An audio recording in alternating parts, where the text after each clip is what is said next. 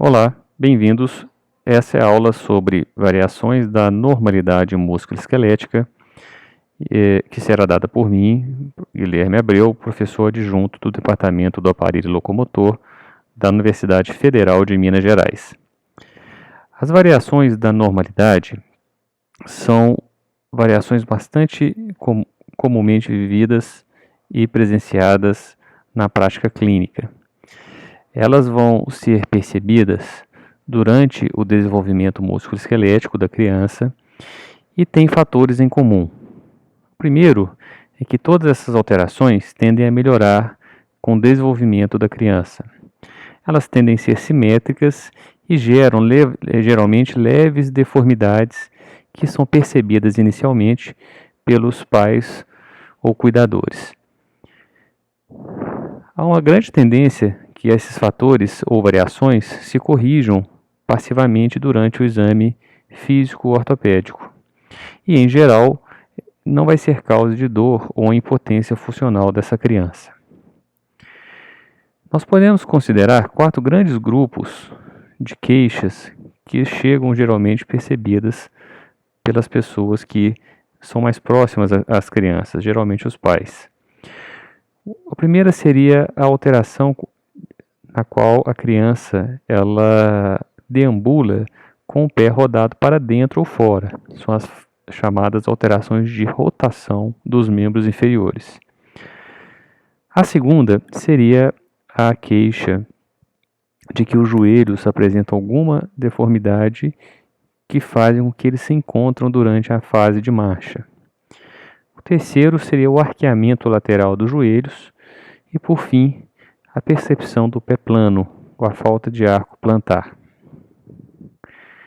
Vamos iniciar então pela primeira queixa, que seria que seriam as alterações rotacionais que levam a pisada com os pés para dentro ou para fora. Quando os pés ou os dedos se apontam para dentro, existe uma terminologia anglo-saxônica que as denominam de in-toeing, e ao contrário, seriam as alterações out-toeing.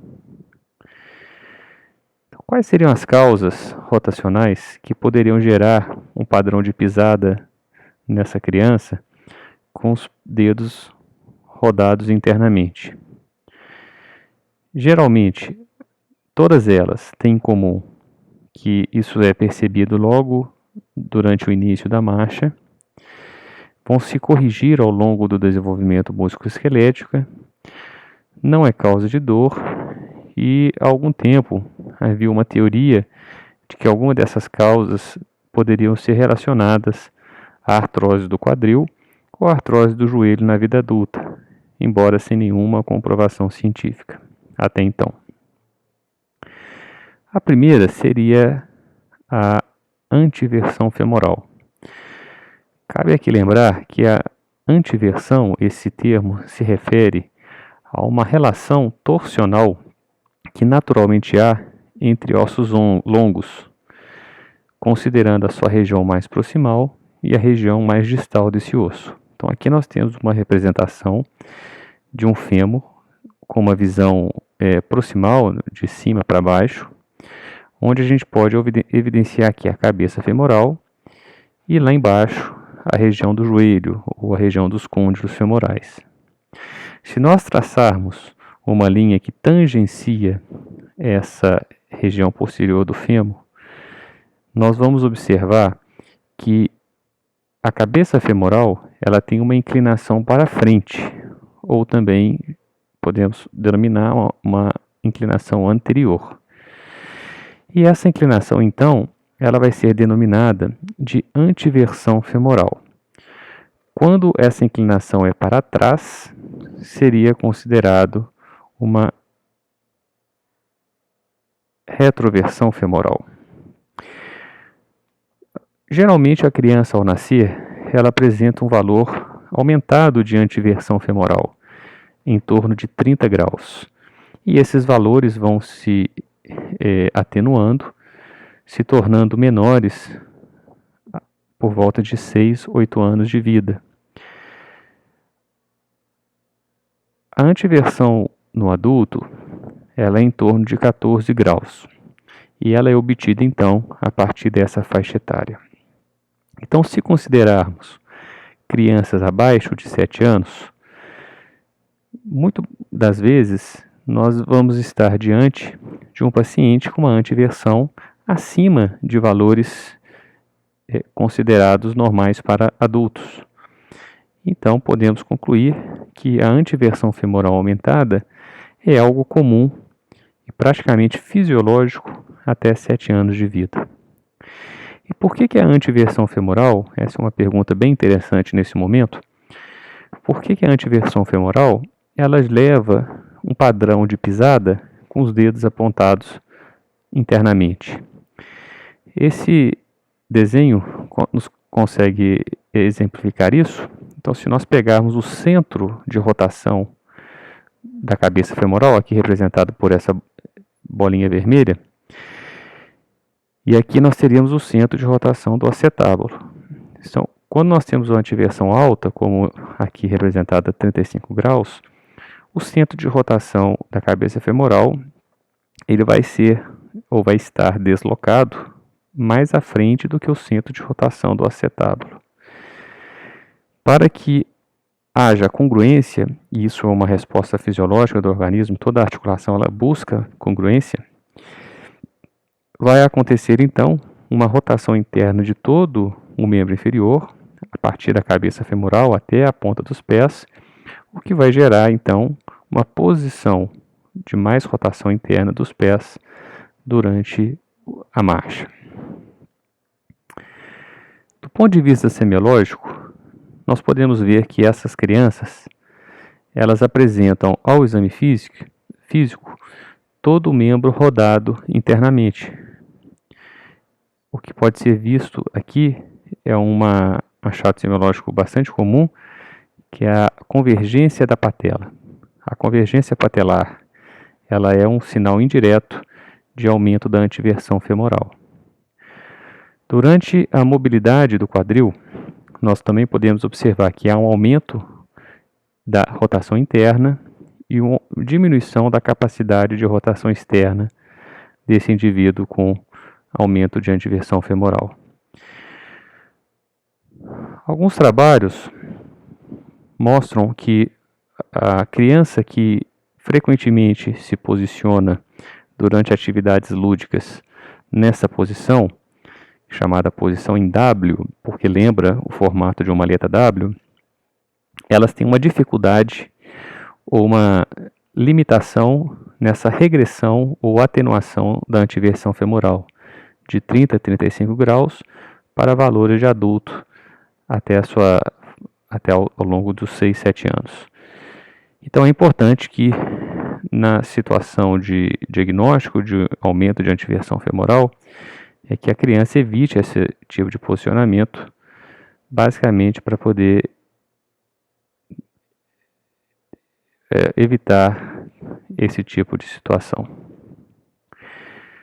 Passando para a segunda causa de intoing, ou pisada com os dedos internamente, nós poderíamos conversar sobre a torção tibial interna. A torção tibial interna, ela também vai gerar um padrão de pisada com os dedos apontados para dentro. E esse gráfico à esquerda pode nos mostrar qual que é o padrão de rotação tibial em relação à faixa etária.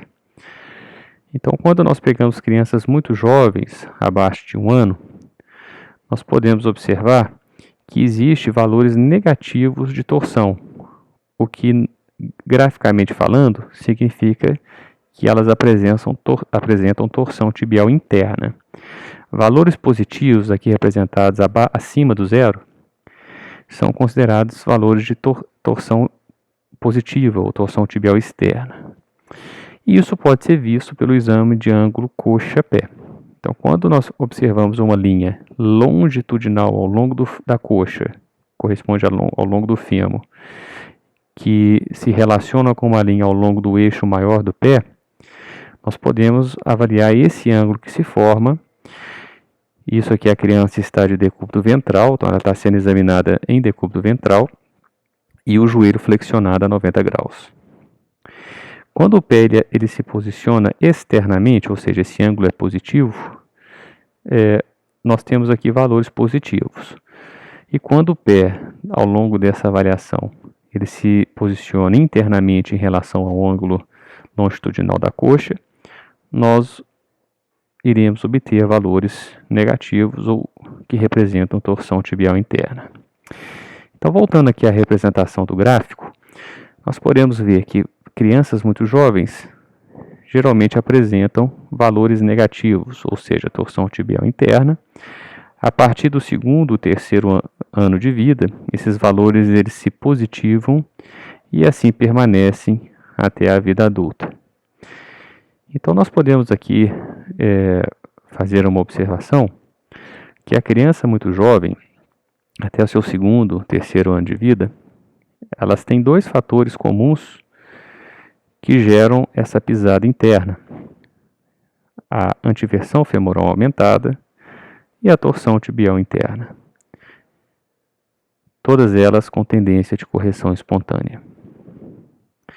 Por fim, uma terceira causa de pisada interna seria uma alteração do pé propriamente, chamada metatarso adduto.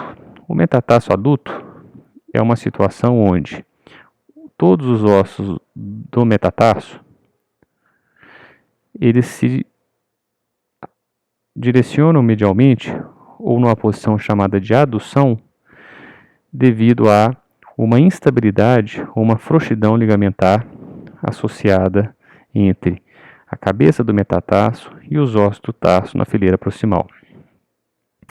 Essa é uma situação bastante comum, talvez seja a causa mais comum de deformidade na criança jovem, e ela pode ser vista em 1 a cada 1000 nascidos vivos. Como a própria antiversão femoral e a torção tibial interna, ela tem uma grande chance de corrigir-se espontaneamente até o 4º ano de vida. Do ponto de vista terapêutico, todas essas alterações, na maioria das vezes, não vão ser tratadas por meio de órteses, cirurgias ou métodos mais invasivos. São situações de bastante exceção, onde cirurgias são indicadas para a correção desses fatores. Aqui é apenas um contexto histórico, uma figura mostrando uma órtese chamada de Dennis Brown, que se mantinha, e isso era muito utilizado no passado, para manter os pés rodados externamente e corrigir esse tipo de pisada. Hoje, essas órteses são indicadas para tratamentos de outras alterações ortopédicas, mas não para tratamento dessas variações aqui descritas. A situação oposta ao in-toeing seria o out-toeing, quando os dedos, ao pisar-se, apontam para fora.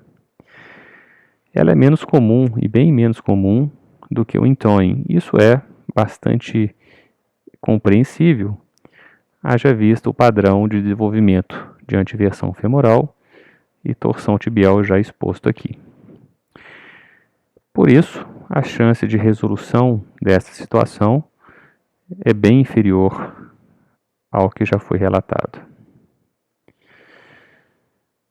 Aqui é só uma representação do exame clínico dessas crianças.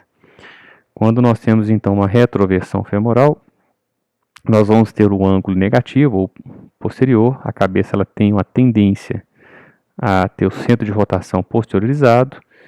Então, para retomar aquela congruência, vai acontecer toda a torção externa do membro e isso vai gerar a pisada externa.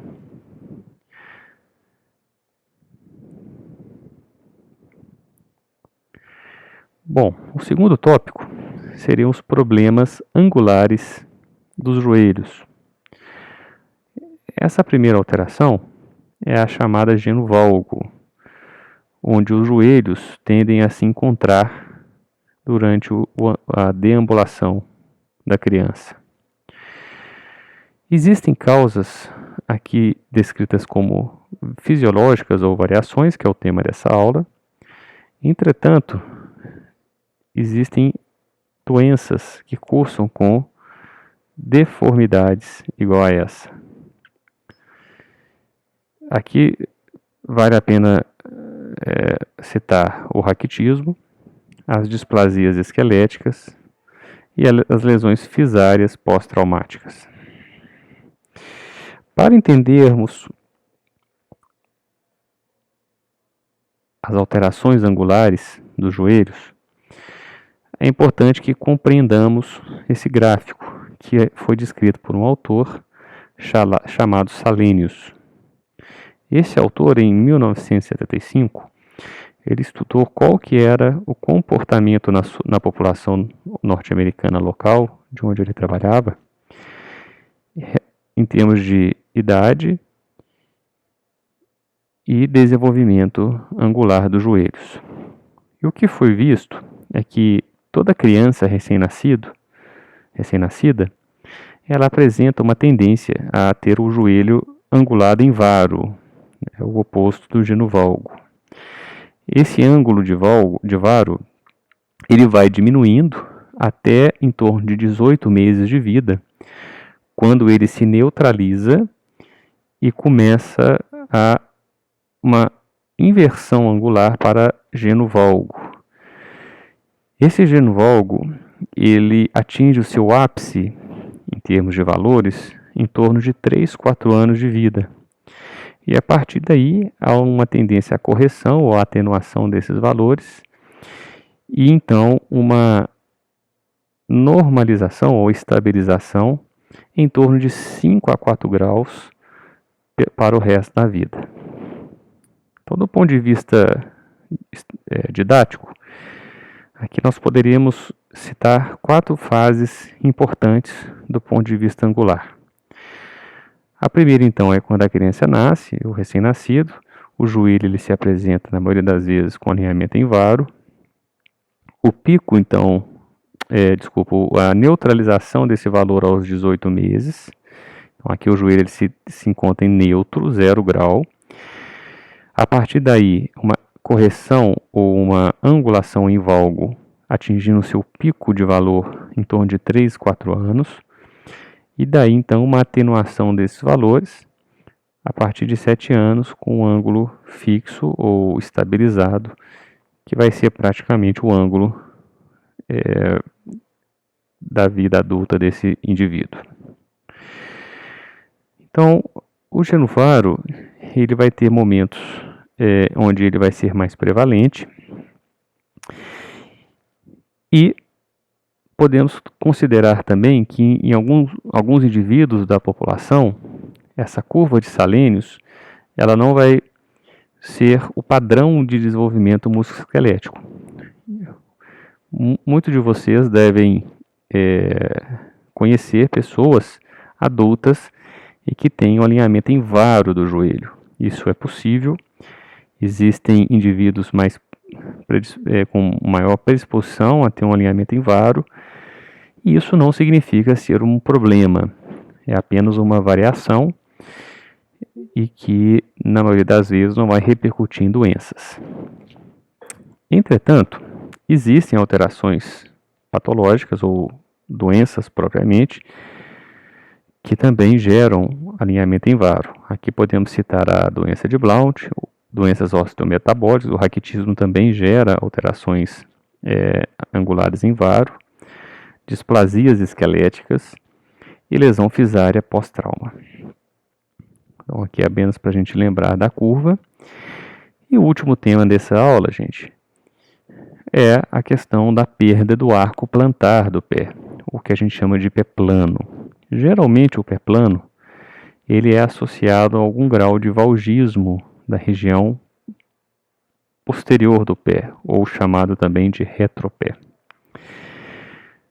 Essa é uma representação de um pé plano, um pé com um arco extremamente desenvolvido, que é o pé cavo, e aqui um arco totalmente desenvolvido, que é o pé normal.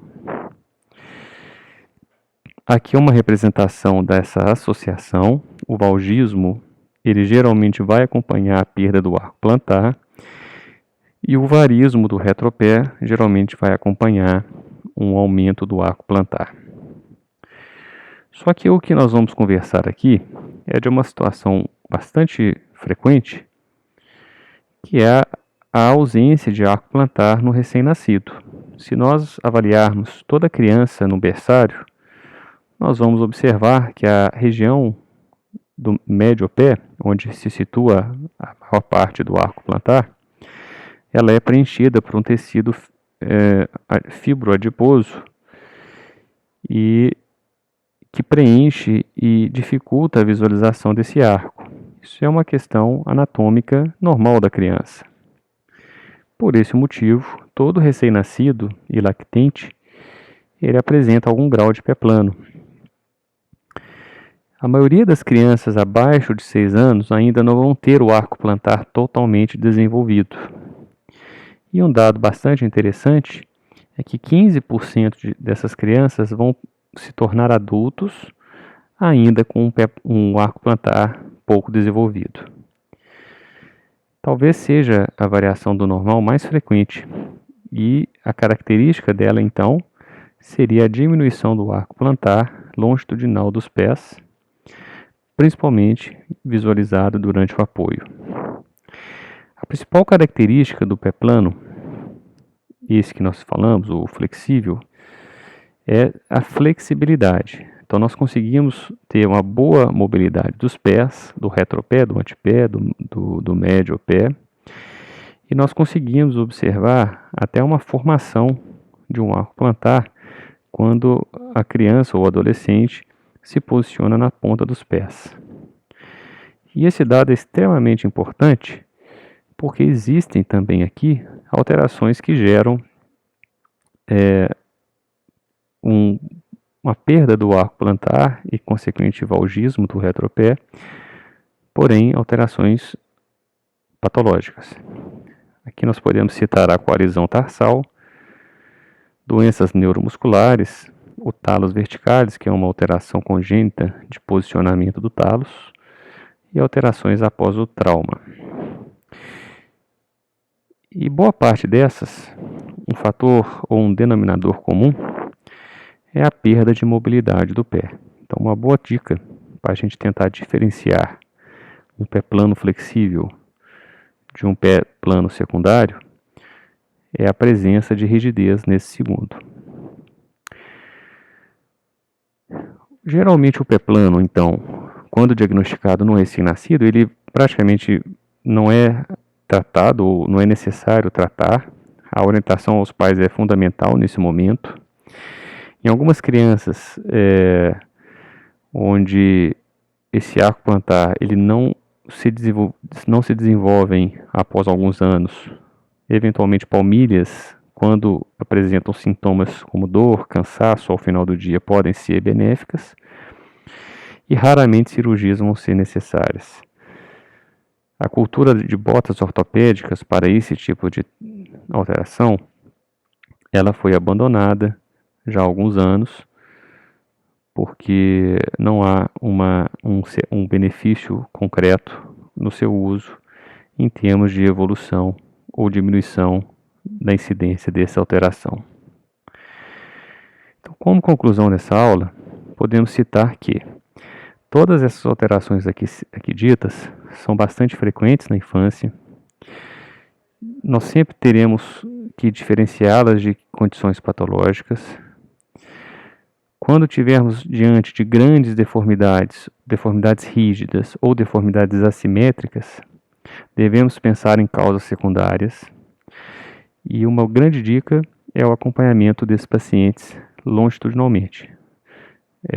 A avaliação, retornos a cada mês ou 2 meses, eventualmente nos ajuda a entender melhor qual é o diagnóstico desse paciente. Muito obrigado pela atenção de vocês, espero revê-los em breve com um novo tema.